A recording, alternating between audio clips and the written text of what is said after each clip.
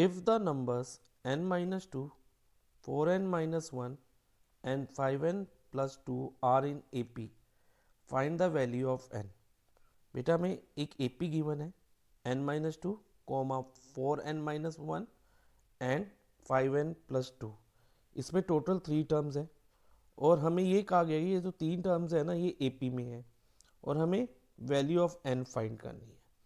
तो अगर बेटा ये फर्स्ट टर्म A1 हो, ये A2 मान लो, इसको A3 मान लो, तो कॉमन डिफरेंस कैसे निकल सकता है? कॉमन डिफरेंस को हम D से डोनेट करते हैं।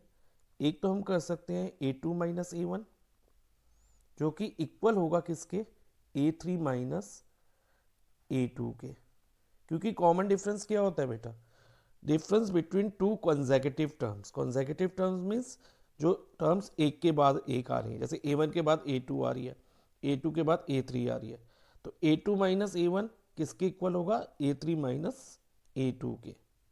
तो अब हम वैल्यूज डालते हैं बेटा। A2 की जगह आप लिखोगे 4n माइनस वन, ब्रैकेट में डाल दो इसको, माइनस A1 कितना है n minus two equal to A3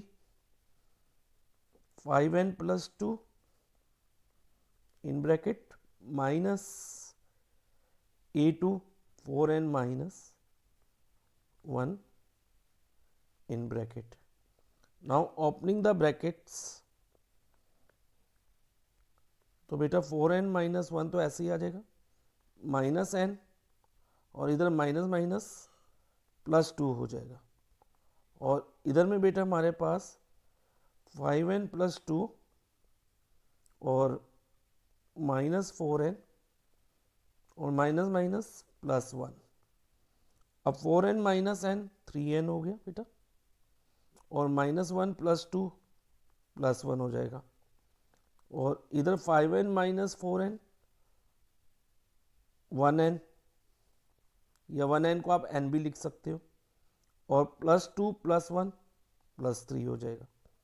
अब n वाली टर्म बेटा LHS में ले लो, LHS में पहले से हमारे पास 3n है, अब 1n 3n के साथ ट्रांसपोज होगा तो प्लस 1n है, तो ये RHS से LHS में आके माइनस 1n हो जाएगा, और अब RHS में क्या बचा बेटा 3 रिमेनिंग है, और 3 और जो प्लस वन RHS में था ये LHS में ट्रांसपोज हो जाएगा और माइनस 1 हो जाएगा।